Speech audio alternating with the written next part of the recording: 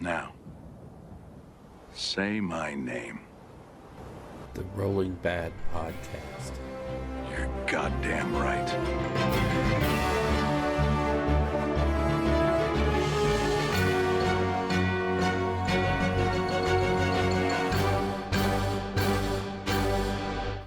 Coming to you almost live from the Strategium in Rio Rancho, New Mexico, it's the Rolling Bad Podcast, episode number 103.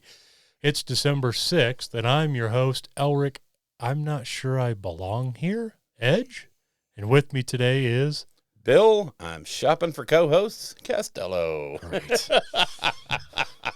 Yeah, I might have snuck that one in, even though you were completely aware of it. It happens. Yeah. How you doing? Just living the dream, buddy. That's a good thing. That is truly a good thing. Living the unrelenting dream Primo. while you're flailing wildly. Oh, what part of adjusting my iPad so that I can continue with the show is flailing wildly? Just saying. The turning the volume down so it doesn't go off in the middle of the show part. I like how you figured out the other way to turn something off so it doesn't make a noise. And then you do left that one on. You're just plugging one gap in the dam while another one opens. Exactly. So good. I figure by show 200, I'll have a system set up where we'll actually be able to just hit it and record. One of these days. One of these days. Oh, if only I was good at this. So. You know what I am good at? What's that? Buying stuff. Yeah, you are. You're a champion buyer. I am. And I got my pure Etsy-made AoS Coach Mega Dice Bag. And that is a mega dice bag. That thing is huge. It's going to hold like dice and my Nurgle wheel and your six-pack. And a six-pack. Some beef jerky. Yeah, I think I could get through LVO with that. Yeah. So that's a good sized bag. Well, I took a picture of it and I shot it out there to Twitter to let Anthony, AoS Coach, know I got it, and I was very happy. And I'm almost to somebody now. Almost. And then I decided, unbeknownst to him, he doesn't know this yet, but I'm going to take pictures with this bag everywhere. Yeah, you're saying that. Post them to Twitter. This should be good. Yeah, and, I work for the Missile Defense Agency, so I'm hoping to get some very interesting pictures with this dice bag. If not, you could always just Photoshop some. Sure. Just Photoshop it on top of a missile landing in North Korea. Something like that. Anthony was here. AoS Coach. Yeah. That should go over well. Oh, yeah. So look forward to that, Anthony. I do have to say, in the show where he was talking to Mitzi and Jimbo about narrative events. Oh, yeah. Yeah, it was a good show. Yeah, he called me Bill Castro. Yeah. So the next picture I want to do is I want to get one of my old green fatigues. Yeah, there you go. Of course, I shaved off all my beard, which would have been perfect. Yep. But I'm going to get me a hat, and I'm going to take a picture, the old Castro picture looking off into the distance. I'm going to send it to him. There you go. So just lean into it. I will. So we kind of have to start off with some reasonably bad news, not unexpected. Yeah, I was going to say. I think we all saw this coming. Yeah, it was Reese and Frankie held out as long as they possibly could, but being 2 months out and, people have to plan and either get hotel refunds or plane refunds or what have you, but they've canceled LVO. Las Vegas Open is off. Yep. And it was like a week ago that Adepticon officially announced. Yeah, a week or two ago. It wasn't too long. Yeah. And again, not unexpected, but disheartening. Yeah. Adepticon's got hit twice now. Yeah, that's a tough blow. It's a first for LVO because, this stuff kicked off after LVO last year. Yeah. And so we had one last year. And I was really looking forward to running my event. And it was funny because Andrew was over the other night, and he had the idea of, you've already got the pack. You've already got everything built. Let's just do it here that weekend.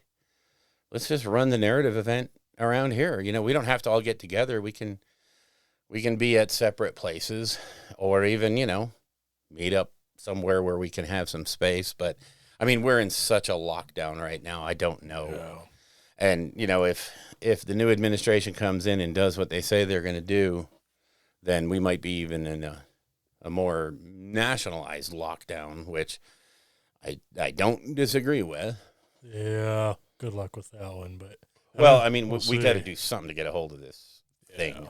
Yeah, that's kind of sad. So to make the intro end on a happy note, this is the first show in December.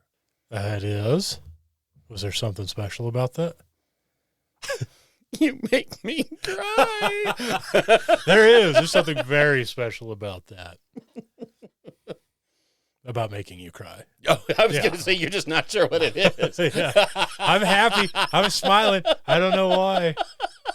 I'm just happy to be here. So you're going to go to random.org, right? Of course. And I am going to bring up a list of names of people who have been wonderful enough, amazing enough to donate to the St. Jude's Children's Hospital in our name for a chance to win a sealed in shrink wrap. And yes, the eradicators are still there. I didn't re-shrink wrap it. Indominus box. Yep. Well, how many people entered and how much money was revenued? So on the actual thing itself, we're at $385. Not bad. So not bad at all. Not bad at all. The number of people, I think, is like 17, 18. Wow. And I also, like I said, I'm going to fold the patrons into this, too. The Patreon patrons. There you Say go. that several times fast. Into this because, I mean, they've supported us all along. So, everybody gets a shot. What I have done is, obviously, I've taken all the names, and for every $5, you got one entry on the list. And then for the Patreons, they got whatever they're donating or whatever they're feeding us per month. And so I just made a spreadsheet of 189 entries. I then put a random number on each one of them, sorted the list by that number, and you, sir, if you would, generate a random number between 1 and 189. 19. You're kidding me. That low? Wow. Yeah. Okay, 19. Uh-oh. Oh, it's just too funny because this one goes out to Michael Trent. It was truly meant to be. Yep.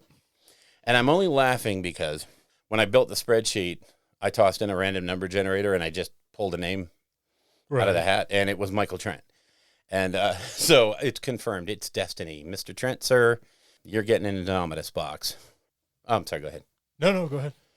I was going to say most shows and most podcast hosts are listening to this going, you idiots, you fools. Uh-oh. Why didn't you do the raffle at the end so that people have to listen to the whole show Right. in order to get to the raffle results? Well, speaking on behalf of Mr. Trent and every other person over the age of 6 in the United freaking States and the world, Oh, here we go. we all know how to hit the little button that makes it go to the end. Oh, So yeah. that doesn't work. This isn't TV. Wow. I'm sorry, was that too soapboxy? No. Okay, good. Yeah. You do you. Yeah, I was watching a YouTube video the other day, and they were doing some kind of giveaway too, and they're like, "Stay tuned till the end to see if you win." Or I'll just skip it. Do you honestly think I don't know how to go click On behalf of all those listeners who don't know how to click forward, I apologize for for ruining everything? Bill's frothy rant there against you. Hopefully that, wasn't too much. Well, if you don't know how to fast forward a podcast or YouTube video, go ahead and DM me on Twitter. I'll put together a nice little PowerPoint, probably 15 slides or less, and It'll be about how you can put your head in a propeller blade, or what was that? That comment you made? walk into a propeller, Yeah, walk into a spinning propeller There you blade. go. Ah. Classic rolling bad. Oh, what can I say? We got to have fun, right? Yep. So, and I think walking into a prop, rolling into the new and the cool. Yeah. Bad news. Wah, wah. Aw. Feel bad, but Death Guard has been pushed to 2021 because they don't got all the stuffs. It happens. It happened with Sylvaneth. right? The Well, Sylvaneth that was release. a book issue. Yeah, that was the book, yeah. I don't know what the actual issue is on this one, but evidently it's serious enough that they have to push. Hey, we are living in unprecedented times. So, Yeah. and these things will happen, and I do not believe anyone's life will be adversely affected. Hashtag first world problems. Yeah. I mean, I hate to dismiss it because there's some diehard Death Guard Oh, fans yeah. out there. But I want the new. Well, they gave us the new Mortarian rules. yeah, for some reason I still have not looked over those, but I know there was a lot of hype going around. I didn't either, but I heard it's really, really good.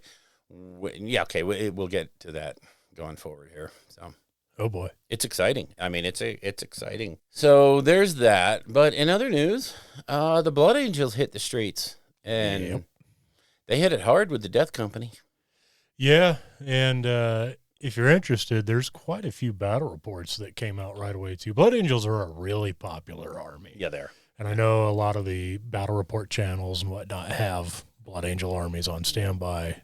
And, of course, they all got advanced copies of the book. So they had a battle report in the can pretty much ready to go. Yeah. Oh, yeah. I devoured a bunch of them. They look good. It's, I watched, of all the reports that I watched, the overarching narrative for the book is that it's, very similar to the previous Death Company, or not Death Watch and Space Wolves, was that it's a supplement. So you have the whole Space Marine Codex. So you kind of lose some of that uniqueness, but what it ends up making is your supplement is all flavor. Yeah, it's all the meat. bouillon cubes that you put into your your big boiling pot of water. Yep. Yeah, they got a lot of really cool stuff. Yeah, it's really quite interesting. I think all the characters got a really great treatment. Yeah. No new characters, nobody out of the... Yeah, no. One thing I do kind of like is, they have Tycho before and after. So I always love it when they do that. Yeah, I do have to say, though, the one great missed opportunity here is to redo Dante. Mm-hmm, yeah. Again. Another model, you mean? Yeah, a newer... Yeah. Just a new kit, man. That thing has got to be closing in on 30 years old. That's a second edition model. Mm-hmm. So, and here we are in ninth edition. Yeah. I don't know. It just... it is. They could have... I mean, they did Mephiston. He needs the treatment. I mean, he's the warden of the Imperium Nihilus. Yeah. So he's the second dude next to Bobby G. Yep. And soon third under, Lehman, or what's his name? Lionel Johnson. But... I'm sorry. It would have been nice to see a new model.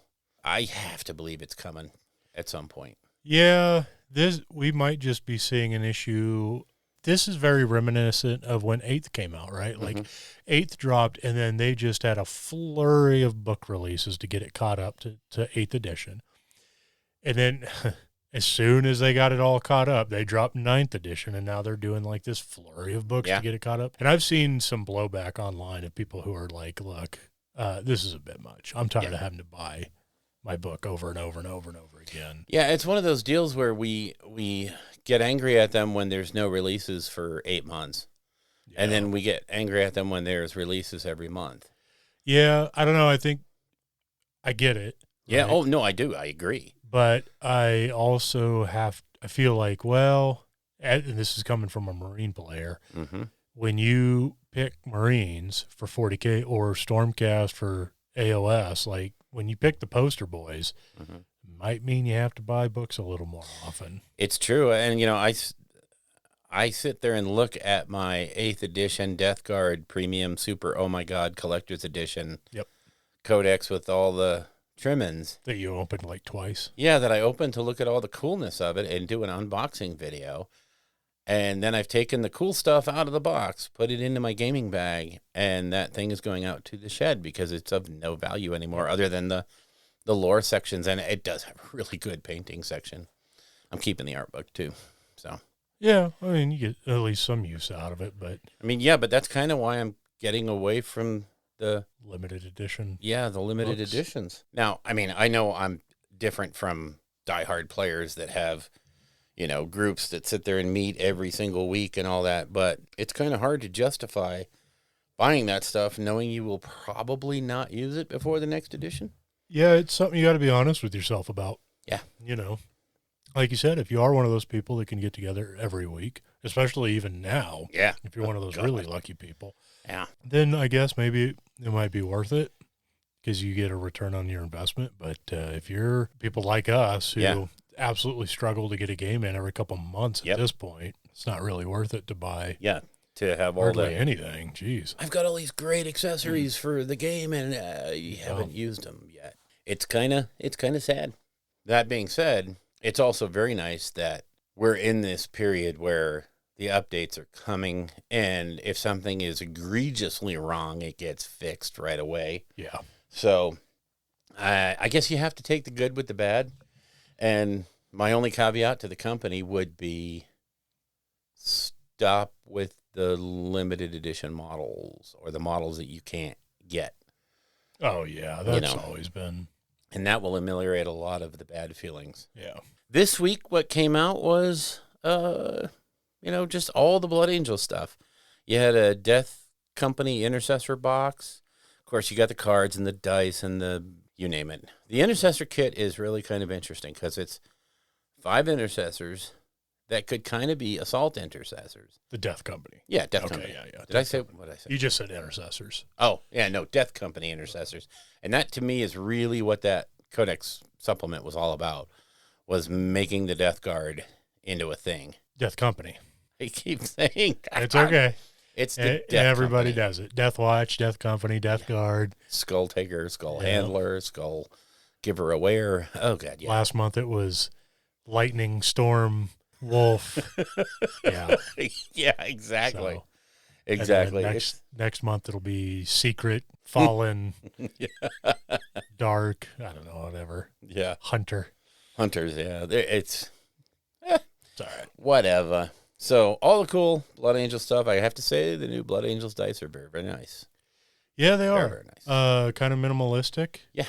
And I love it when they go back to just dice that do, those clear dice and those funky dice, they're kind of cool, but obviously they get relegated to being markers.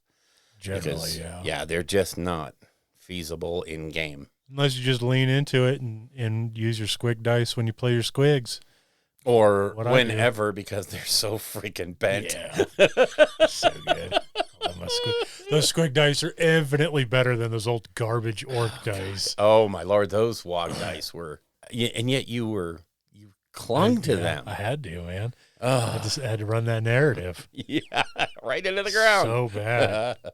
And it's funny because I've seen other people play with those dice on like battle reports and stuff, and they suck. And they're bad. Yeah. Yes, for they're those just people, bad. too. Yeah. So. Yep. I don't know what it is about them. Bad juju. Mm-hmm. And yesterday morning, they did a Black Library preview show. Yeah. Wow. Yeah. Is all I can say. I got some mixed feelings. Really? Yeah, I got some mixed feelings. We'll get into it. Okay, well, first up was the next Siege of Terra novel is scheduled out. It's called Mortis by John French. This is like the 7th one, isn't it? 5th. Okay. Because the 2 smaller books up there are the extragrammic. So we're stories. halfway through it. Halfway through, yeah. Okay. So I think John French is a pretty good author. I'm kind of thinking this is going to be a good one. So yeah. I'd imagine this whole series was going to be primo. I know they had a big meeting about this, only with the authors involved. And I know they scheduled how it was going to be, because this is wrapping up the Horus Heresy series. Right. So I wonder if they're actually group editing it, if they write the book and then share it out to the other authors. Oh, yeah. To see, what did you do to this guy? What did you do to this group?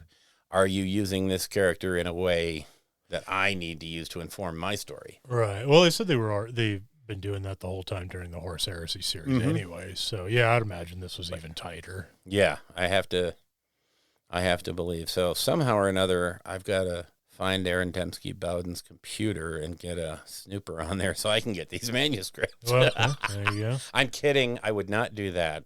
I am not a stalker. Much. Yeah.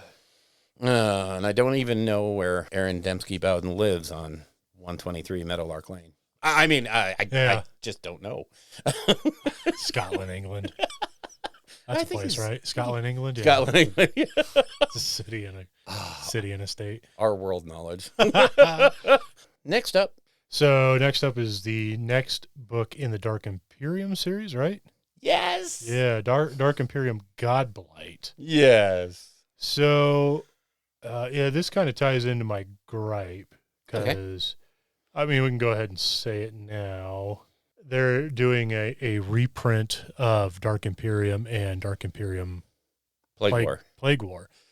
They're not reprints; they're rewrites.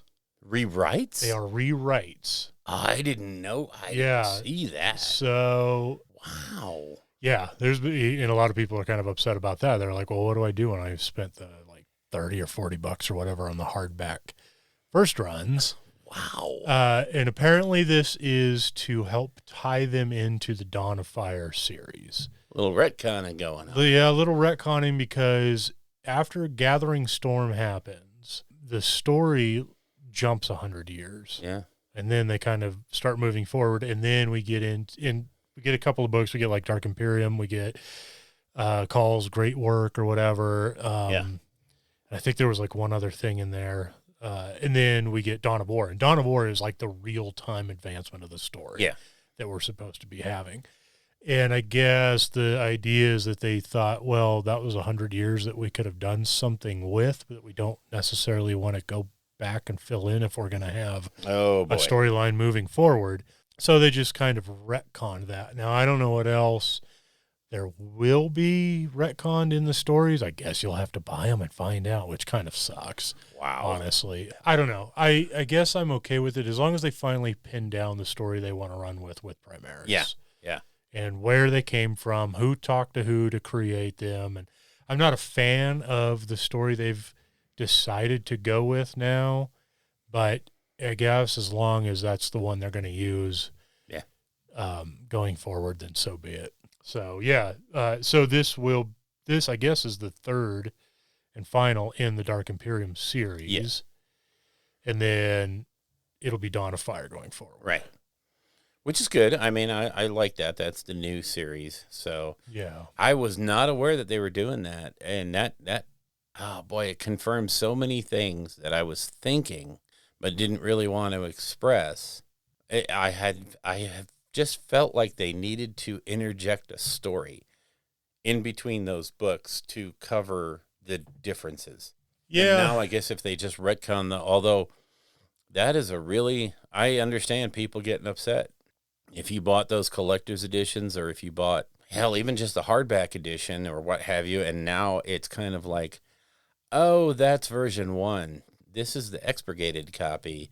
So, yeah. Yeah, I don't know if it'll necessarily be, I don't think it's like a page 1 rewrite by any means. I think it's just kind of to clean them up or something. Yeah. I don't know. I think it sucks. Yeah. If I'm being honest, I think that's kind of a crappy way to do things. Like, they should have known where they want. This isn't Age of Sigmar. Yeah. Right? Where they were like, we're just going to have no limits. And then it didn't work out. And then they went from, this is 40K, man. Like, you know what you want and where you want things to go. Yeah. So, I don't know. I think that's a pretty serious drop of the ball. It's a miscommunication, if you will. Well, let's hope it's the first and last. So. Yeah. And then, we got another the second Dawn of Fire. Yes. Book coming out, The Gate of Bones. So we'll Andy get Clark. more of that, which is good. I got the audio version of Avenging Sun, and it was good. I didn't really like the guy's voice for Bobby G. I thought that was a little over the top. The rest of it was really good though, and so there's some story there I want to see. I think the cover had like Sisters of Battle on it, which is always a win for me. I'd like to see what always going to be a win. Slots in. Plus, it gives us an idea of what Bobby G is more of an idea of what he's doing with the Inquisition. Yeah, which is kind of a pain to deal with. I don't know. We'll see. It'll be interesting. Yeah. I want to cover one because I'm so excited I cannot see straight. Okay. And I'm going to camp out in front of the store Like you do every weekend. Well, no, until it comes out. Oh, So you'll just be able to find me there. okay. So. Okay. There is a book coming out from, of course, Dan Abnett called Penitent, another Beckwin novel. This is the number 2 in the series. And if you're at all a fan of Eisenhorn or Ravenor, this is a must-read series. And, oh, my God. I think I'm just going to wait until all this stuff is out, and because I've never read any of it. Oh, I've heard it's like some of the best, along with like Gaunt's Ghosts or whatever. It's some of the best Black Library 40K stuff there is. It is probably, for non-Space Marine, it is head and shoulders better than anything they've done. Wow. It is. Eisenhorn is freaking, his journey is amazing. And then the split off with Ravenor is just, again, it's such a different take on, they're both Inquisitors, but they have very, very different roads that they take. and Anna Beckwin is, of course, she's the character you really dig in the Eisenhorn books, but she's always kind of downplayed. And now that she has her own series, she's coming into the fore. And if you see the video about how he wrote her, he's writing this book in first person. So this is her take on things. And she's not an Inquisitor. She does not have this vast repository of knowledge. So she's reacting to things as like a person would. And when you're thrown into that world of an Inquisitor, her take is so, oh my gosh. I'm just so, I can't wait. And because of the book, they're going to do a reprint of Pariah, which is the first. And just so you know, Anna Beckwin is a pariah. She is she's a psychic null. Sweet. So hanging around with an Inquisitor who relies on his psychic ability, who is very dependent on his psychic powers. Yeah. Having her around is interesting, but he relies on her incredibly. So, and she has saved his life a few times. So. Nice. There's a big fancy Alfarius books set thing coming out. Oh my gosh. Like there has been for all the Primarchs. Oh. So, and I know the, oh my God, my mind just went completely. What's the name of the Legion? Alpha League. Good God. It could be the Alpha Legion. Yeah.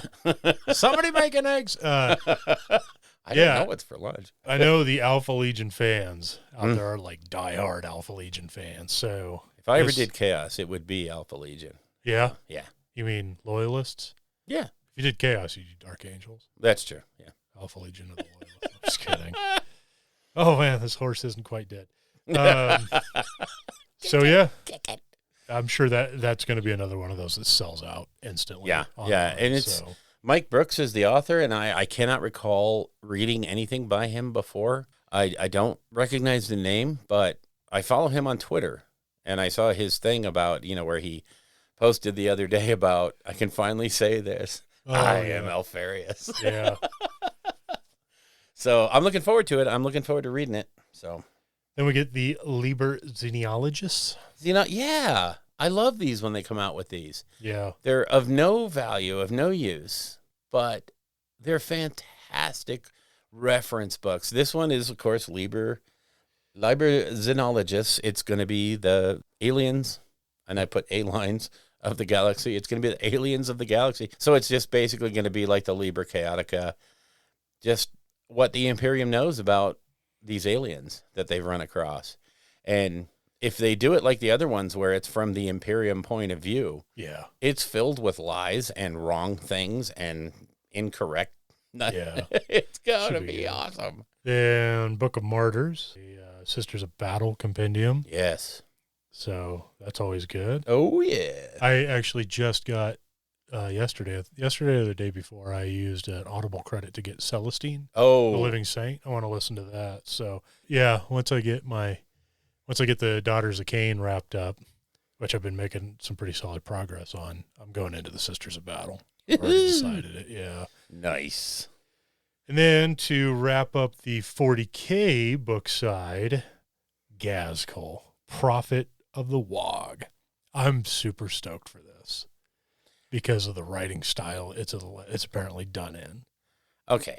This is where I have to agree to disagree. Oh, God, here we go. Like, I want to read a book from a grot point of view. Not just a grot, Bill. How dare you?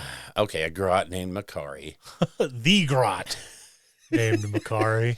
About a big, fat, lumbering, I swear to stupid God. orc who You can't saw hold what his Gaskell own did in to a Zach. fight. Huh? You saw what Gaskell did on the table to Zach. Yeah, he To what, lost to Abaddon. That cute little. He didn't lose. Oh, well, yeah, that was different. That was a one-off shenanigans. You saw what he did to Fabius Bile. Fabulous Bill running around trying to collect his little Pokemon, fill out his Pokedex. Gazzy went over there and just slapped him and took his milk money. And his army. And his whole army. Gaskell is nothing. Gaskell is the Wu-Tang Clan of 40K. He ain't nothing to F with, kids. He's the man. Oh, this is going to be an amazing book. Yeah. When they said it was going to be written by Makari, I was just like, Yeah. Well, it's a Inquisitor that has Makari in custody, I guess. Oh man. And is interrogating him about what Gaskell is doing right now. And I can I'm foreshadowing here. I don't know. I have a feeling it's going to end badly for that Inquisitor. Oh yeah. Yeah. Because I think Gaskell might be paying him a house call. Yeah, you got to get your boy. Oh my God. But I'm going to call you on something you said. Uh-oh. It's not the end of the 40K. Well, what did I skip? You skipped the Swords of Calth book by Graham McNeil, which is an Uriel Ventress story, and they're releasing. Yeah, this model got so much heat. Well, online. okay, Because so you much heat. released Mr. Bean. Blackadder. Yeah. Oh yeah, Blackadder. Well, okay, Blackadder. But I mean, come on, it is. Man. It's an absolutely gorgeous model. Yeah. It is so ultramarine, it hurts to look at. And then the head. Rest in peace to those guys trying to sculpt hair. I think this is why Marines are bald. Yeah, That one didn't come out right. it's certainly a valiant attempt. Yeah. And yes. And the memes have been. It was so good. When I first saw it, I saw nothing wrong with it. And then it was only when I started to see the memes, the Blackadder memes, that I went, oh my God. Oh my God. Pretty rough. And it's almost like you can't separate the fact that they did that on purpose, that this was sculpted in that way. Maybe. I don't know. Somebody pointed out, like, it's supposed to be a high and tight haircut, and it just did not, it doesn't quite flow the way the artwork shows. Right. Other than that, everything else about that model is like cover book art. Oh, it is superlative. Perfect. Yeah. So you know how you fix it? You put a helmet on him, like every Marine should Exactly. Or you have Darren Latham paint the head. Yeah, You know. there's that too. So, yeah, I mean, it was, oh boy, that was kind of comical. So anyways, yeah, there you go. So are there AoS books to talk about? Yes, What? there are. They don't write lore for AoS. AoS is dead. You would not guess it by looking at this list. No. But you there really wouldn't. is a touch of AoS. First, we get Slayer, which is the next book in the Gotrek series. Which I can't wait for the audiobook. Yeah. Oh. Apparently, the audio stuff's really good. This is another series I got to get caught up on. Well, because with Brian Blessed doing Gotrek, and then I forgot the name of the lady that does the Dark Elf, it's the chemistry between those two reading that is, oh my gosh, so good. Yeah. So good. I'm going to have to get caught up. It makes me love Gotrek, and he's one of those things that I hate because he's an old world holdover, and, you know, it's time to turn the page and move along. He hasn't fulfilled his destiny. Okay. You know what? Nobody ever does. I forgot who. I wish I had kept it on Twitter. They put out like add something Slayer to whatever the next, like what you want to see Gotrek fight next or whatever. Because, you know, it's just absurd the number of things he's killed. And somebody replied Author Slayer in a book where he realizes that the only reason he can't die is because the people writing him won't let him die, so he has to come into our world and kill the people writing him. Oh, wow. Right? Yeah, it's pretty meta. What a great crossover story that would be. Yeah. That could be the AoS movie that we're looking for. There you go. Sort of like a librarian's, Stargate mashup where he just shows up and he's hunting Aaron Dembski Bowden. No, I don't know. But yeah, should be good. And then we get the End of Enlightenment, Oh, yeah. which is a Realm Lords versus Nagash. I cannot wait. It hits me in the tickle place. This is this is the book I want. Yeah, these are two armies that you're pretty keen on. Yeah. And it's kind of one of the matchups that, I mean, a few episodes we talked about we would really like to see delved into is, LRL versus Death. Yeah. So, they did write some AoS books. And if we end up seeing a Teclis v. Nagash fight, I don't know if it's going to shape the narrative of the game going forward, because you know how that fight is going to end. Nagash gets beat. Nagash gets beat by everybody because he's not nearly as powerful as he likes to pretend that he is. I think it'll be one of those, the chasm opens up between the two and they're separated by miles as the god beast yawns and they can't fight no more. But it was almost a victory for, insert your favorite here. Maybe, I don't know. Nagash is one of those that you can actually kill, though. And That's true. I mean, Archeon killed him. Yeah. Killed him hard. So, and then they, of course, got enough of his essence and returned to the pyramid, the upside-down pyramid. I'd like to see how that balances. Don't touch it. Yeah. Okay, it's gone. No! You ruined everything. My infinite plans of infinity, how everything is supposed to become me, laid low by a single Skaven man. No. Oh, my God. Whatever. Oh, Nagash, you old silly. Yeah. A wise guy. Yeah, that's what he is. He's like all three of the Three Stooges rolled into one. He pokes his own eyes out. Yeah. Mm-hmm. Clown shoes. Anyway, before I go full on rant mode about Nagash. Yeah. Pre-orders. Some cool stuff. They just came out about an hour ago. So, updates for the Dwarven and Skaven Blood Bowl teams. Yep. So the cards, packs, pitches, all that stuff to fit into Blood Bowl 2, which is very nice. It's like, I like to see that they're coming out with the updates for the Blood Bowl. Yeah, and the Blood Bowl dice sets look so good. Yeah, they do. They remind me of Aeronautic Imperialis dice sets. Oh, yeah. Very nice. Really good. Well done. Very themey, yet easily readable. Yeah, you can actually play with them.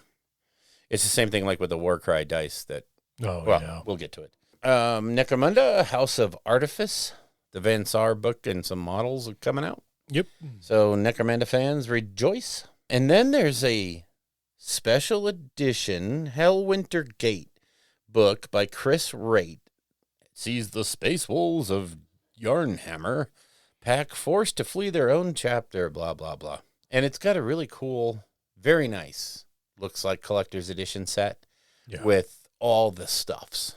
It looks like it has some kind of big ring and some, it's got everything. So it's a very cool update for the Space Wolves players. From Forge World, we have the Cerastus Knight Atropos. More Adeptus Titanicus, Forge World, good. Super gorgeous. I hate them already. 2021, Bill. Do we do it? Do we commit? No. Okay. No, because if we commit that far, and like I said, I would have 2,000 points of Salamanders and OBR done this year, and instead I finished a Nighthawk army and I built some stuff. That's it. So no, I'm not committing. Oh, I'm not going to pressure myself much. I get it. Yep. And then there's some interesting pre-orders for next week. There's a whole bunch of 40K pin badges that are going to be in the blind box things. So you're just basically going to pick it's like the old Space Marine Heroes. You just pick one out of the box and you don't know what you're going to get. And you'll probably end up with 15 Space Marines and not get the one that you want. Yeah, so I'll end up with all the Iron Hand ones. Yeah. I know it. Mm-hmm. Yeah, and I'll probably end up with all the Space Wolves and never get a Blood Angel or whatever it is. I don't know exactly which ones are out there. But also, in addition to that, they have a lapel pin Space Marine made out of metal that's primable so that you can paint your own. Yeah. So if you are one of those people that wears a suit and tie to work and, you want to show your love for 40K in a business environment, you can. No. No. I mean, I'm going to get one of these for my backpack, of course. Yeah. But, this is different, and it's cool, but... And then White Dwarf 459. Yep. Now, this week's pre-order that we didn't hit too much on was Underworld's Dire Chasm. And everything to do with it. Yep. So, yeah, I bought the whole set, and we're going to play it because, yes, we are. And I'm going to test my Lumineth Realm Lords paint scheme on those models, and it's going to be joyous, and we're going to have fun. And you're going to enjoy Warcry, or Underworlds. Sure. Because it's a great game. I bet it is. And it is, and you're going to sit and play it. Yay. And like it. I can't wait. I would talk about some of the other things that went up for pre-order yesterday, but they were gone within seconds, like the Legion badges and the patches and all that stuff. Oh, so, yeah. I mean, there was quite a bit of stuff. All the Warcry books came out. Those are still available, and some Warcry warbands came out, which I believe are still available. I'm not totally sure on that. Don't quote me, but just if you're into Warcry, this was the weekend for you. Yep. So I think that covers all the new stuff. We should take a quick break and then go into creation. Sounds good.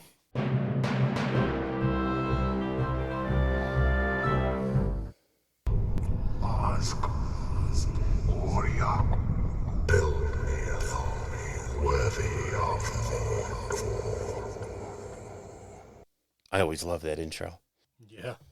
Gee, what time does that mean, Mr. Rogers? Well, that means it's time for creation. Shut up. I just made that up on the fly. All right? That's the creative part of me. Oh, okay. It's very small. So I want to talk about what I created. Do you want to talk about what you created? Yeah, I suppose I could do that. What did you, do you want to go first? Do you want to go second? I will go ahead and go first. So. Go first, sir. I mean, I'm not going to interrupt or anything. Yeah, I know. Not you. No. Far be it from me.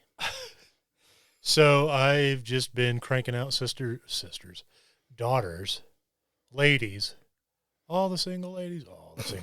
Something like that.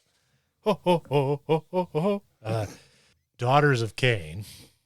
I've got 15 Canary now. I have 15 Melusai. Wow. And I started working on I was going to do one Cauldron of Blood and one Blood Rack. Yeah, one blood rack shrine, yeah. And then one Cauldron of Blood. And I got home from work, and I was tired, and I thought to myself, man, I'm just gonna sit down and play video games, and just let my brain be mush until I go to bed. Good idea. And I was like, no, get over to the hobby desk, the table, whatever, and get some models built. Stop procrastinating. I was like, I'm really not in the mood, though, to be doing this. Oops. I was like, no, just because that's what you say all the time. Yeah. Right? Yeah. You know? So I sat down, I started building the two models, and like, I don't know, they're about 90% the same kit. It's the last little bits that you put on them that differentiate them. Yeah. So I was like, well, I'll just build them simultaneously till I get to that point. So I started putting them together, and then realized that I had done it all wrong and built them backwards. No. Yeah, so fortunately, we were able to fix it with a saw. We had to cut the model in half and turn it around, but it worked. Hey, a saw and green stuff. That's modeling right there. There you go. Some real hardcore hobby going on. So yeah, I'll get that reassembled and patched up and continue forward this week and get those both done, as well as the plethora of characters that come with them. Oh, man, yeah. And then once that's done, all that I have left is Morathi. And then I just got to take the snake side of your Shadow and Paint box with me and build that. And then, boom, I'll have a army ready to go for when Throwdown with Chad. Bill. My part of this shit. You mean the one I haven't opened and don't plan to open for some time? What? Yeah. What? Yeah. What? Yeah. Oh, my God. I love the assumptions you come here with. Like, well, I also have your boxes. Yeah, come on. Bill. Let's get the projects going forward here, buddy. We got deadlines. Yep. Deadlines. Okay. So, yeah, I just got to get these two kits done, and then the big girl. Well, and then I do have 10 more Sisters of Slaughter. I don't plan on using those necessarily, but I'll build them anyways just to because I want to run all snakes. But eventually, I guess you could branch out into the $6,000 investment that is witch elves. Yeah, that's witch elves. Ooh. So, yeah, that's a pricey army. So we'll go from there. Nice. That's what I've been up to, is just getting the daughters, trying to get them up and running. Nice. And you? So for me, let me see. I built a set of murder ponies. It's a really fun kit to build, I have to say, because I came off finishing the Iron Guts for the Ogre army. And, that's an old style army. Not everything. I mean, it all fits together well, obviously. But it is dated. It's very, very dated. And then you flip over to one of their brand new style kits. Yeah. Where you just kind of cut everything off the sprue, give it a couple of shakes, and boom, you have a model. Except for, well, we'll get to that here in a second. So, yeah, got all the murder ponies done. Then I took a brief sideline into building some Blood Bowl stuff, which I thought was push fit and is not. Oh. So that was an eye-opener. All right. But those are, let's say, characterful models. Yeah. Oh, my God. Yeah, I don't know what it is about the Blood Bowl thing, but just the faces, the expressions, the poses. I mean, they're just so cool looking. Yeah. Nuts. It's like the over-the-top stuff they do with Warcry and Underworlds. They can just branch out and be weird, and it shows, and it's fun. It looks great. I built all of the OBR heroes. Okay. Now, here's where you get into some fiddly bits. You almost have to build these guys in like sub-assemblies. Like Volkmordian, you could really screw up and glue his casket onto his back, which would eliminate you from being able to paint like most of him. Jeez. Or, That bad, huh? Well, I mean, it's a big, it's a casket that he carries around, so it covers almost his entire body. So, I mean, it's super simple to separate because it's only got one attachment point. So it's almost made for building in sub-assemblies. Yeah, okay. But, man, don't forget and just glue that thing on. Ooh, you'll hate yourself in the morning. Huh. And the same thing with, like, I think the Soul Mason with his, his little, the ghost that comes over the top of his shoulder. If you glue that onto his arm, you're going to have a hard time painting his body in the chair. So, yeah, it's just trying to figure out what sub-assemblies to make on those was an adventure and fun. But, so, like those models that go together where they hide their own seams. Yeah. With those little overhangs that they build in. Oh, it's just so nice. So nice. And then what else did I build? No, that was about it. Finished the Iron Guts. Did the OBR. Yeah, the Blood Bowl stuff. It was more productivity than I had in like the past month was last week. So, Nice. Yay. I do want to throw a shout out to a video out there on the interwebs. And I have followed this guy for some time, but I guess I've been tuned out of his videos for some reason. They weren't coming up in my home thing. I had to actually go to subscriptions to see it. So, but a couple of months ago, Tyrannosaur put out a video about how to paint with trimmers. And at the top of the video, he talks about how he's been diagnosed with Parkinson's. And how he can no longer drive because his hands shake too much. And it was really hard for him to make the video because, he was having the effects of Parkinson's. Like he said, he would have to stop because he would get these things where his head would just loll over to the side. Yeah. And so, but to have someone that's actually going through it and then showing you how he's been dealing with the shaky hands and the tremors. And like he said, he's almost lost all motor control in his left hand. So he can only use that one to hold the models. And so he's just showing how to work with that. And I thought it was, first of all, it was super amazing of him to put that together and to go through the effort to do that. Yeah. And then the amount of help it's going to be to people. So if you have shaky hands, or, if you do have tremors, if you do have something like Parkinson's, it's a great video to see how he's been trying to deal with it. And like he says, there's going to come a time in the future where I can't even do these things. But until then, I'm painting. So super great story, and also a super great video to watch to learn how to steady your hands and brace yourself to paint and paint well. Wow. I'll have to check that out. Yeah, it's quite good. I will put the link to the video in the show notes. So with that, should we jump into the lore? Let's jump into the lore. Sorry for that. Yeah. Now that we're back from Bill's one-man mosh pit with his office chair. I can't believe it just broke like that. Yeah. Wow. Okay. All right. So in today's section of lore, we are going to talk about rules we forget while playing the Ages of Sigmar. These are going to be, a lot of these are just big, overarching rules that for some reason kind of slip our mind while we play. Some of them will be a little more nuanced. Yeah, some of them are just so generic that you gloss over it when you're concentrating on other things, you know? So it's it's one of those weird things. And then we did get a couple of responses on Twitter to our question about, hey, what do you forget?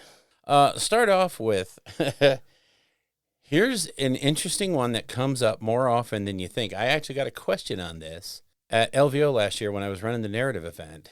Okay. And I honestly had to sit there and go into the book to read it. And then what was funny was I went over to Scott Reed and I said, hey, Scott, I've got this question and here's what it says in the book. What do you think? And he's like, well, yeah, duh. Everybody knows that.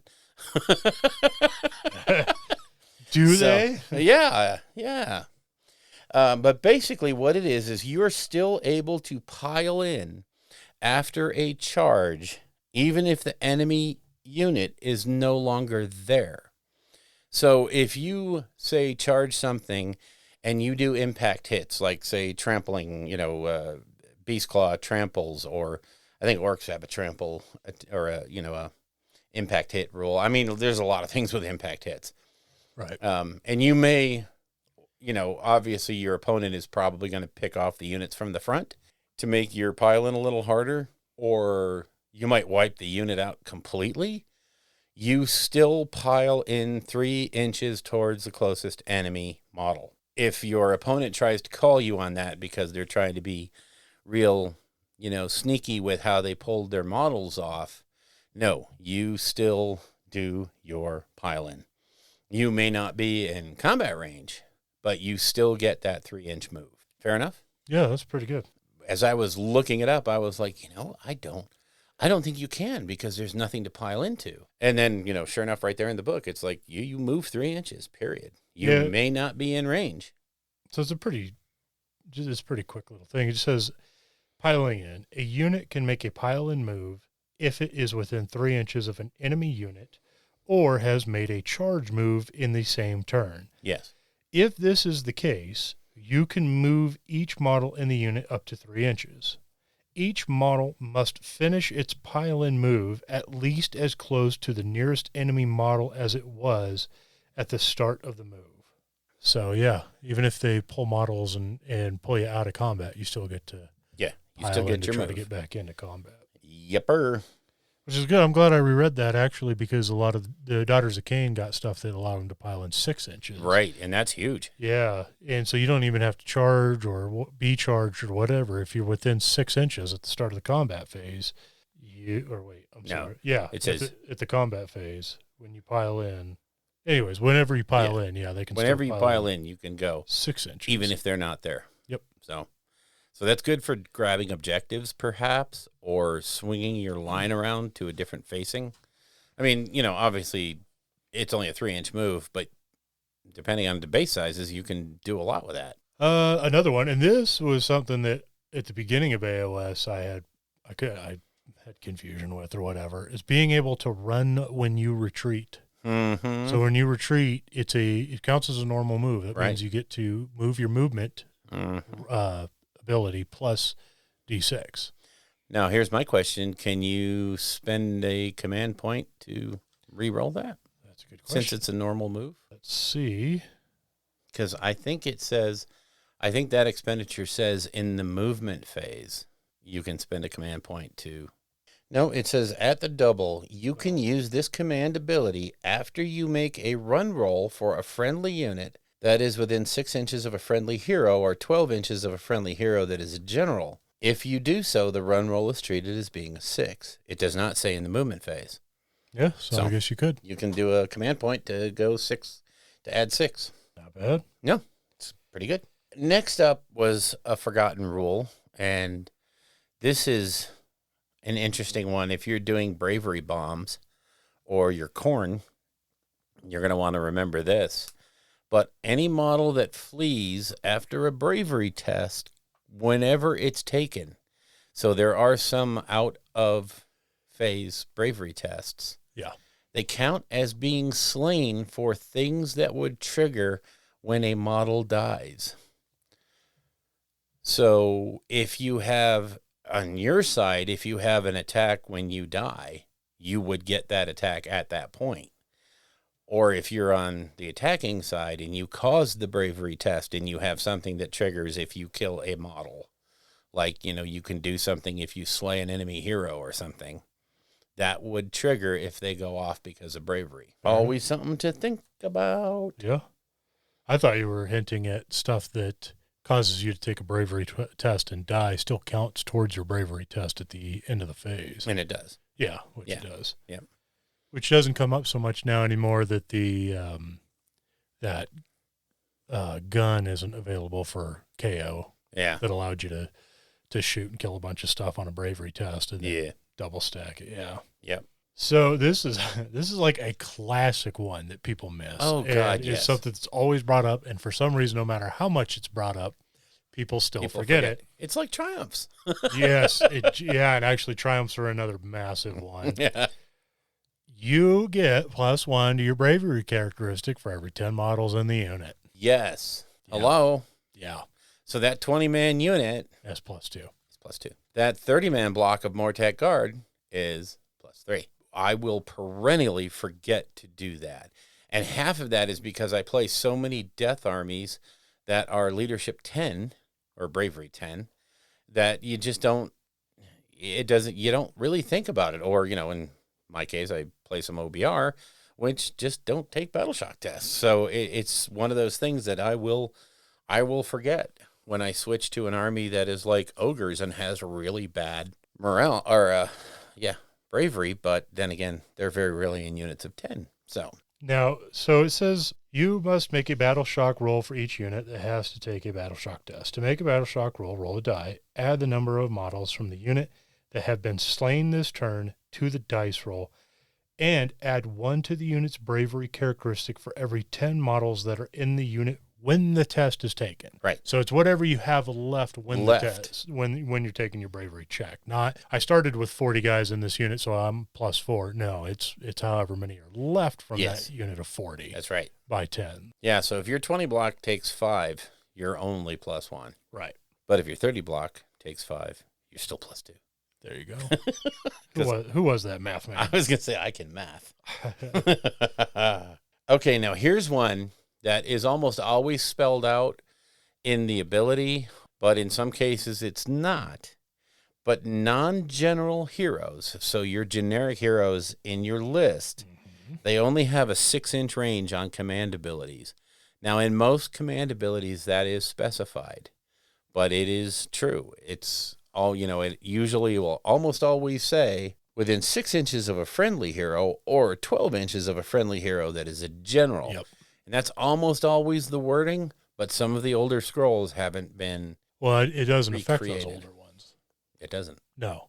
So you're talking about like a command ability that's on a war scroll Yeah. for a specific character? Or these generic ones, So the those generic command point abilities. Those are different. If you have a war scroll that's like if you're within 12 inches of this slaughter lord or whatever, it doesn't matter if he's the general or not. It's still 12 inches. Right. If it's specified on the war scroll, you go by the war scroll. Whereas these generic ones, like the three generic ones that give you the 6 to run or reroll or automatically pass your bravery, and reroll charge. Those are 6 inches versus 12 for the general. You want the next one?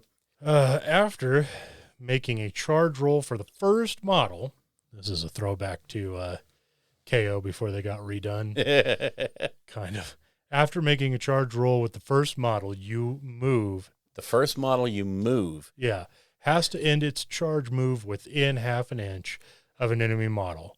Not any model you move in the unit. So the first model has to make a beeline straight to the closest enemy model and end up with it get half into an inch. combat. And then the rest of them can get in where they fit in. But yeah, this was something that was really brought out with the KO when they had their grappling hooks FAQ'd, where they had to, or the whole unit had to move directly straight in a line, which was silly. But now it's, you got to make the closest to closest, and then after that, move on from there. So, don't start moving the odd back rank guy or the guy far on the side, who you know is not going to get into combat, but you want him out of the way. So how does it work then if you're 6 inches away from an enemy unit and you've got like 3 Gore Gruntas and they got 10 Witch Elves, and you roll a 12 on your charge? The first Gore Grunta has to move directly straight forward? Or no, it doesn't work that way. You just have to, you can run to the backside of the unit. If you just have there, you just have to. That first model has to be within a half inch. Yeah. So, fair enough. It's just one of those deals. It's not where, straight line. Yeah, if you have like a unit of 5 on big bases, you cannot move the first one out of the way to say let the leader of the group that has more attacks go through and be the unit that engages first. You have to move. The first model has to get in contact. That's all there is. Hey, let's talk about the one that it's so common. It is so average. It is so basic, unused that AoS Coach put it on his dice bag as one of the things to not forget. Use your damn triumphs. Yep. Oh my God. Yeah, get a big shiny token and put it right down in the middle of the table in front of you. It says triumph. Yes. And I mean, it's okay. If you're playing a one-off game, nobody's going to have a triumph. Don't worry about it. If you are in a organized play event, ask the TO if he is doing triumphs and if he is letting those things go around. They're in the basic rules. And that's just it, is they're supposed to be used unless they specifically say, I'm not allowing triumphs. Which I don't know why you would. I don't think so. It's not like they're ground game breaking, but it's a thing and it's a bonus, and they're usually decent. The 3 triumphs are very important to remember.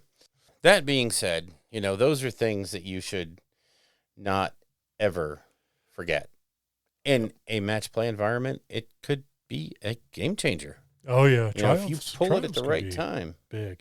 I know that's a lot of, when people talk about when they're building lists, sometimes they'll come up 50 points short. Mm-hmm. It's like, well, do I buy the extra command point? Yep. Or do I just run 50 points light and pretty much guarantee a triumph? So they can be pretty big. And I mean, so can an extra command point. It's true. But for me, I usually tend to piss away command points because I'm not good with managing them. Yeah, well. Oh, I've got a point. I'm going to use it.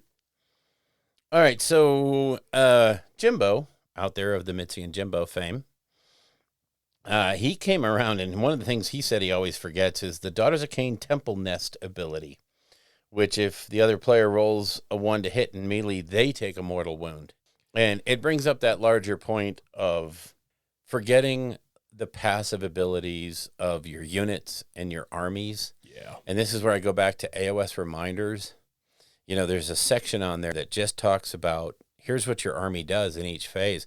Read that. Read it and know it and live it. He's gone through all the trouble to put all these things on a piece of paper for you.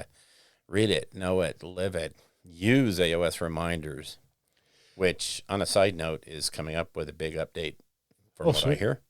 That's good. Yeah, this is also kind of one of the problems with these more complex armies like OBR. Lumineth Realm Lords. Yeah, Realm Lords and KO, how like every unit has resource management. Yes. You have army-wide abilities that shift, like the Daughters of Cain and Ideneth Deepkin, where every turn something different happens. Yeah. You have every army has some kind of management like that. You know, your chaos armies have summoning point pools that they can pull from. A Khorne, it also is stuff that blood tie that you can spend to get different abilities. So when you roll into one of these army Orc Warclines, if you go big wall, you know, as a thing that grows, the big wall pool grows, you can pull from it to cast spells and things like that. It's all management. So when you start an army, I think it would behoove you to find a way, not necessarily for any specific army, but in general, to remind yourself that you have some kind of a management mini game almost that's going on as well. Whether that's you know, like when I played KO, and they have the ether gold that they can use. I just put down a little token next to every single unit to know if they still had it and who's spent theirs or whatever. You know, if you have something like that, like Lumineth Realm Lords have their ether courts, same thing. You could actually make it a fun little thing. It's a little like model, like Sisters of Battle have little cherubs that can stick with units, and that you can use those to get a miracle die for that unit for that phase. Yeah. But they have like an actual model that goes with the unit. Yep. And I mean, there's usually in all of the card packs for the the factions, if you're able to get a hand on them, they have markers for a lot of these different things. Yeah. Like the KO set comes with Ether Gold or Urgold. Ether Gold. It's Ether Gold, yeah. Urgold is for the Fire Slayers. Yeah.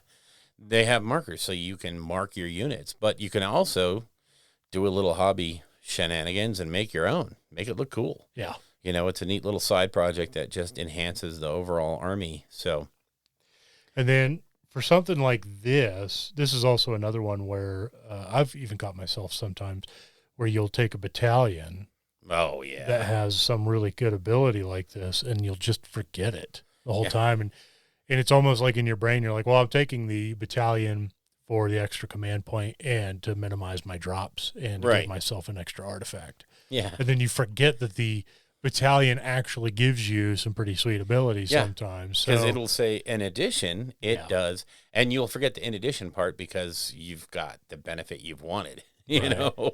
So what you could do here is, you know, you could just simply write it down on a piece of paper and put that piece of paper next to the unit. Or you could get one of those cool quarterback wristbands like I got. Yep. I swear to God, and I will use that thing. I mean, I bought one of those quarterback wristband deals so that I could print out little reminders of, you know, because I am perennially forgetting basic things like stat lines. Yeah. You know, and always having to look that stuff up. So, but yeah, you have to find a way to remind yourself of the passive abilities of your army. And it's like Jimbo says, it's the only ability that Temple Nest gives you, and he regularly forgets to use it because it's a perpetual passive effect. It's just always on, so you don't think about it. Yeah, I think somebody like Jimbo, who's a hobby hero, you could probably convert up some kind of model thing to put next to the unit. Yeah, to remind you. Yeah, that all those units have that ability. Have that. You know, on a 1, you take a damage. Yep. Every time you roll a 1, you eat a mortal wound. Yeah, and it's a rough ability, man. That's pretty solid. It's something you don't want to forget. Yep. One of the other things I saw, Ryan Taylor and a couple of other people said the idea that your modifications are done when you do your modifications to the die roll. So keep in mind how that flow works. Yeah. So it's very important that you do your re-rolls and then your modifiers, and you do your multiplies, and then you do your additions and what have you. And so get that little section of the book into your brain because it's important. So another thing that was brought up, good old John always forgets terrain rules. And now that we have 6 new terrain rules, we get to forget another group of. Yeah. And now, see, this to me actually brings up does everybody use terrain? I don't think so. Or does everybody blow? I mean, I know there's some groups that say, yeah, they always use terrain. They have markers for the terrain. It's super important. And I mean, it's it's a basic portion of the game. It's in the basic rules. Terrain is a thing. Yep. But for some reason, I just see it glossed over around here. We need to get out of that, I think. I think the dice helped, but now that they added another 6, Yeah, it's like, well, yeah, their usefulness kind of went down a little bit. But, I mean, I'm pretty sure Ben Curry has the new dice out for the new. Yeah, so what you could do is just take a bucket of the old terrain dice and a bunch of the new ones. Just put them in a dice bag. Yeah. And then when you select a piece of terrain to roll for, you just randomly grab a die out, roll it. Yep. You don't know if it's going to be the old 6 or the new 6. Doesn't Yep. matter. And then that's the terrain that's assigned. I mean, That's that's the a way I would super do it. easy way to do it, and Yeah. it just makes perfect sense. Some of the other terrain stuff that you have to remember, we're getting a lot of armies that have their own little terrain pieces. Yep. Now, some of them have rules where they move around the board, like, the Gloomspite with the Bad Moon. That's not something you have to worry too much about. But the big thing for the OBR, and I'm drawing a complete blank on its name, The bone tithe. Bone Tithe Nexus. Thank you. That has to be placed before sides are chosen. Yeah. Okay. So you throw the terrain down, then that thing goes down and it will displace terrain if it has to. It's written right in the War Scroll. And then you choose sides. Same Then you thing. do the die roll. Seraphon. Pyramid. Yeah, the pyramid goes Yeah. down.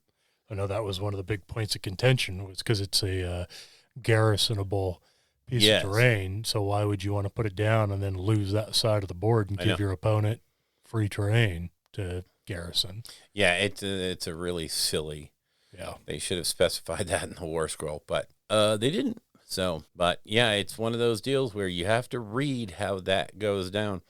I mean, I know in so many, especially in a tournament sort of event, the tables are laid out for you and you rock up to the table. You're obviously just going to put your Bone Tithe Nexus down somewhere Right. that makes sense. Or, for you, you're going to work it out with your opponent. But, you have to remember that don't choose just because you're on that side of the table doesn't mean that that's how it's going to end up. And don't get butthurt if your opponent says, okay, now we roll. That is a fact of life. One of the other things that came up is people forgetting their buffs that they have on their units, either army-wide or, like you said, battalion Right. effects and what have you. I know I consistently forget that I have these different things, and I make decisions based on forgetting that I have that buff. Yeah. You I know one that you consistently forget is your 6-up death save. Yeah. Oh, I am terrible. Yeah. I am just terrible. So I think an option potentially to remember that is if you're somebody who likes to hobby and doesn't want dice and tokens and stuff like that lying around, you could maybe make some kind of a model, a reminder, something like that almost like a miniature endless spell Yeah. that you could put next to your units or whatever is being affected. That might look cool on the table to let you know, to help remind you that they're under a certain effect. Or, just if you don't really care about that, you could just write stuff down on a piece of paper. Yeah. And put it down. I mean, we used to, back in 8th edition, Warhammer Fantasy Battles, you used to get the spell decks. Yep. And we'd just set the cards down. Yeah. On next to the units that were being affected, so you hopefully wouldn't forget. I mean, yeah, you'd still get that with the little tokens if you buy Yeah. the card sets. Yep. Granted, the card sets can be difficult to get your hands on, but there's people that like the Magic the Gathering. It's like the Magic the Gathering card, Yeah. but they take all the lettering. There's an online generator for Yeah, those. so you could just write your own Yep. Mystic Shield and put your own cool artwork on Yep. it or whatever, and use that if you want to. There's options out there to help you. Yep. You could take a razor blade and carve it into your arm like it's a Slayer thing. Mystic Shield. Wow. You'll never That's, forget again. No. Ever. And if you do, then you bless you. I don't you know. I don't need know a what to tell different you. hobby. Yeah, you should. Because your other hobby is probably mass murder. Yeah. Well, gonna go deliver the mail again. Okay, Dexter. One thing, I have a video on my YouTube channel about making markers. You can pick up those little, they're 1-inch, basically bottle cap sized. They're just little lenses. They're made out of plastic. They're super inexpensive. You get like 100 of them for $10. And then print out, I show you all how to do it, and I have examples. Just 1-inch circles on paper, cut them out, stick them to those things, and you've got your own homemade markers by the 100. Yeah. Super cheap. There you go. And you can put everything on there. Hey, re-roll ones. Ones cause mortal wounds. Anything, hell, 6-inch pile-in. Yeah. I would forget that. And, I mean, I've made some of those sets for my different armies. I kind of gotten away from it a little bit because of the tokens that come with the card sets, but I think I'm going to be going back to making some very bespoke ones for like my salamanders and the different things, the different effects that they don't have markers for. Yeah. And same thing for the AoS stuff. Because like I said, I am always forgetting to do the +1 to saves is one of the ones that I always forget. I will put the buff on there to get them +1 to their save. And then I will just happily roll my 10 because I'm so thinking death is a 10 and there's no modifiers. So, boom. So there's all kinds of ways to make. And I would also say go out to Etsy, plug in your army, and you'll be amazed at the things that people have already thought of are creating and are selling reasonably cheap. I mean, Dave over there at Sigmar Boutique, if he hasn't thought of it, shoot him a message, tell him what you're looking for, and I'll bet you he'll figure it out and make it for you. It's amazing. Yeah. In fact, I have a package coming from Dave. Should be coming in this week. It better, because it's got one of your Christmas presents in it. We shall see. All right. So what else do we forget all the time? I was reading the AoS coach thing. Maybe there's some hints on here. Oh, Don't fail the charge. Yeah, okay. Thanks. That's a good one. Roll more 6s. Shoot the heroes. Shoot the heroes. All the things that AoS coach always talks about, the basic stuff. Yep. Screen your heroes. There was one other thing that we always forget, and I've forgotten it. So it must be incredibly forgettable. That's very meta. Yeah, isn't it though? Hey, when we said we're bringing the show, we are bringing the show. Mystic Shield casts on a 6. Arcane Bolt casts on a 5. Oh, you know, why couldn't they just make those both 5? Yeah. Oh, yeah. Yeah, now that Mystic Shield isn't as good as it used to be. Yeah. It's just make them both on 5s. Super lame. And Arcane Bolt isn't nearly as good as it used to be either. The overarching thing we're trying to get to here is read your army. Play it more than once or twice before you go to an event that you're hoping to do well at. Use the tools that are available. AoS Reminders, I cannot stress highly enough how amazing AoS Reminders is and how much you should have it for your army. Absolutely. That program has probably saved my frustration level with AoS from getting to the point to where I would just quit. Yeah, I don't think I would have been able to do LVO this year with that stupid army that I took. Yeah. If it wasn't for that, because it was just so janky. Yes. It was stupid on me to take that list, but Yeah. it had so many different moving parts that if I didn't have AoS Reminders there to help me remember, that would have sucked. Yep. And either buy tokens or make your own. Yep. Whatever it takes to remind you to do your Temple Nest ability, make sure you inflict those mortal wounds on a 1. Little things like that are big, and they're baked into the point cost of the battalion or your army. So if you're forgetting them, you are playing down some points to your opponent, and you are basically giving those points away. So, yeah, do whatever it takes. Reread your rules. Do what you have to. Do it. Do it now. Do it. So are we about done? I think that's about it. Yeah. The next show we do will be the last show of the year. And we'll do our year. Well, are we even going to do a year-end wrap-up? Because this year has basic. Do we want to recap 2020? That's just it. Is I don't think I want to recap all of the hobby stuff. This year has been super cool with the drop of 9th and the hope that we have now with the new AoS stuff that's coming out and the Broken Realms, Shattered, whatever they're calling them now. Yeah. Broken, Shattered, Broken sort realms. of bent I tell you realms. what we'll do. We'll do a recap of like our favorite moments. Mhm. We'll keep it positive. Oh, yeah. And then we'll talk about what we hope Yeah. 2021 holds for us, hobby-wise. It'll be our year-end wrap-up. Yeah. Yeah. But we'll do our best to keep it Upbeat. Yeah. Okay, so until then, signing off. All right. Stormcaster, cool. Welcome to the Rolling Bad Podcast. Yeah. Nope. Did that. Oh, sorry. Yeah. So what have you been up to in the hobby, bro? This is how we bring the heat. Yeah.